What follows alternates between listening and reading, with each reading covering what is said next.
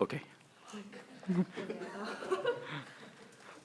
Beginning of June marks the spot where I can remember so vividly how the sign of sheets for the next commission was announced several times and gave everyone the opportunity to have an experience of the unexpected. I first asked myself, do I want to go? What type of skills do I need to have in order to accomplish a mission? Or more importantly, does God want me to go and spread the good news? As I processed these questions through my head, I laid back and decided to allow God to work through me. As we were heading to our destination, my job was to take as many pictures as possible in order to keep those everlasting memories. Unlike the others, I felt the adrenaline rushing down through my veins as I took pictures of this foreign piece of land. From then, I knew right away, God put me in such position for a purpose, and that purpose was to experience His unconditional and implacable love in a way that I had never experienced before. Right when we crossed the border, everyone's drooling eyes were concentrated on the unrecognizable town of Tijuana.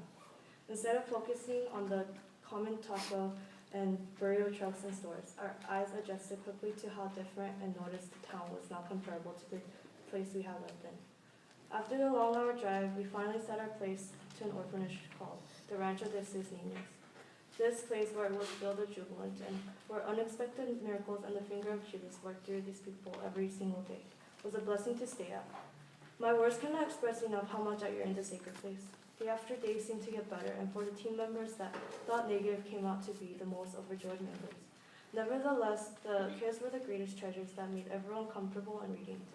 At first, I thought they were going to be testy and surly, but it was the opposite. Not even daring to introduce myself, before I realized it, I was already on the concrete floor, playing soccer with soon-to-be Mexican professional players. It opened my eyes to see these kids so excited to see us, Asians that are known to eat kimchi and rice on their daily meals.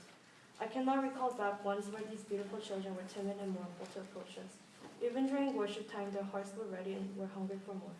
Their minds and tongues were focused on the lips, and therefore, as a witness, I want to be more like them.